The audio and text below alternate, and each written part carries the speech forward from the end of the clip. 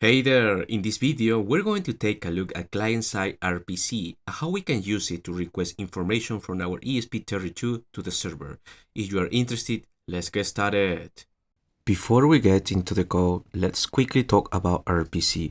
RPC stands for Remote Procedure Calls, and it basically lets our device send a command to the server and get something back in return.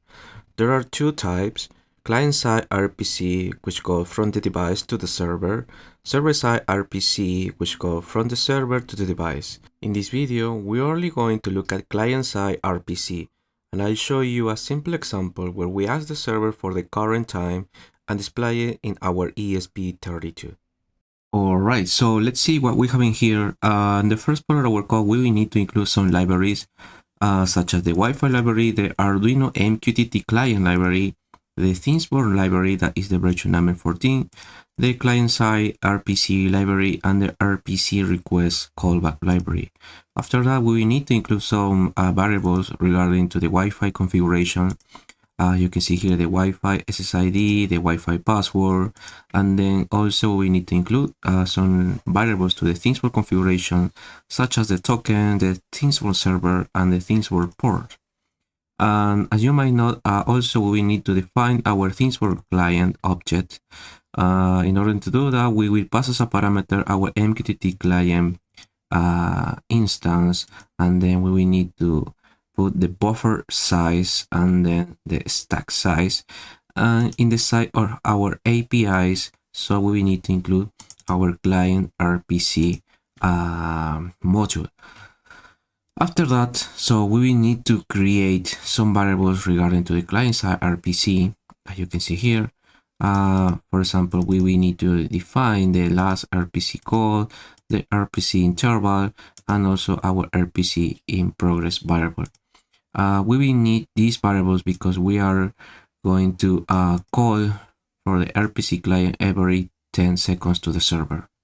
Okay guys, so next we're going to define our RPC callback function. As you can see, this function RPC response callback is going to receive a JSON document object where we are going to print in our ESP32 the message that we are going to receive.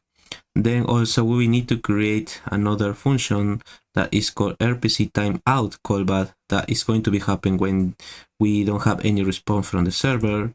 And then we are going to define another function to make the RPC call.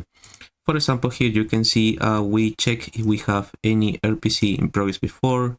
If we don't have, we printing this message in our ESP32 that we are making client-side RPC call get current time. This name is very important because we will use this name in our server in order to create the response from this RPC call. And then we are going to create the RPC call with 10 seconds timeout. As you can see here, we use this library in order to create this callback instance. We will need to pass as a parameter the name from the RPC client, the RPC response callback. We don't have any additional parameters. We define 10 seconds from our timeout, and also we pass the RPC timeout callback. Next, we're going to make the RPC call. In order to do that, we're going to use the client RPC module in order to use the RPC request method, where we are going to pass as a parameter our callback that we already created. If everything is okay, we print in our ESP32 this message: RPC call sent successfully. We are going to pass this value of true for our variable RPC in progress. If it's not okay, we are going to print in we failed to send RPC call. Alright guys, so next we are going to define two typical functions for our Wi-Fi configuration. As you can see here, we are going to use init Wi-Fi in order to start our Wi-Fi, and then also we are going to use the reconnect function in order to handle when we don't have any Wi-Fi connection. In our void setup function, we are going to initialize our serial, and then also we are going to execute our init Wi-Fi function. In our void function, in the first part, we are going to check our Wi-Fi connection. In the second part, we are going to check our ThingsBoard connection. And then here, in the third part, we are going to make the RPC call at regular intervals. So remember that we are using as interval 10 seconds. So each 10 seconds we are going to execute this function that is going to make the RPC call. And then in the last part we are going to process all the ThingsBoard messages with this ThingsBoard that load method, and then we are going to put some delay here. Alright, so let's see how it works. Okay guys, so let's first create a new device. I will name it ESP32 Client RPC. Click on Add, close these windows, and copy the access tokens, and we will need to update this value here. Save the changes and then create a binary file. Why the binary file is building? So we will need to add in the rule change the RPC response. So click on root rule change, and here in the RPC request from the device we will need to add this script node.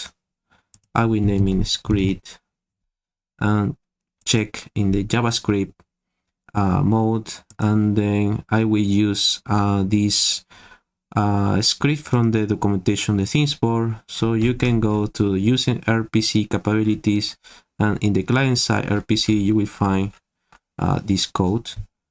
So let's paste it here, and as you can see here we are responding the time from the server.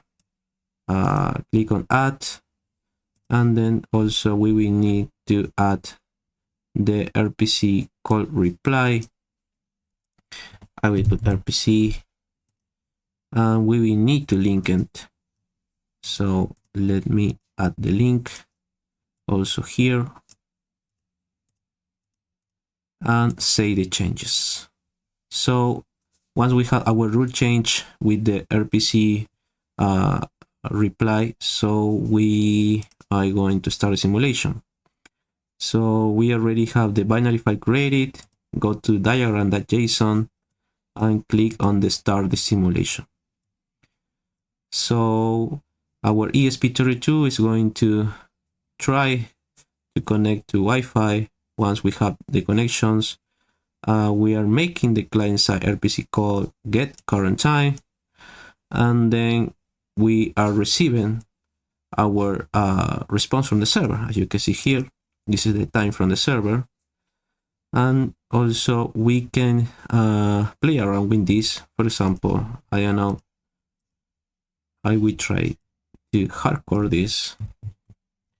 This is a response from the server. I will apply chain here and also here, and then if we have everything working well, we are receiving the hardcode word that I already created. Alright guys, that is for today's video. If you enjoyed it, don't forget to leave a like or share it with anyone who might be interested in this kind of content. I hope you find it useful, and I'll see you in the next one. Bye.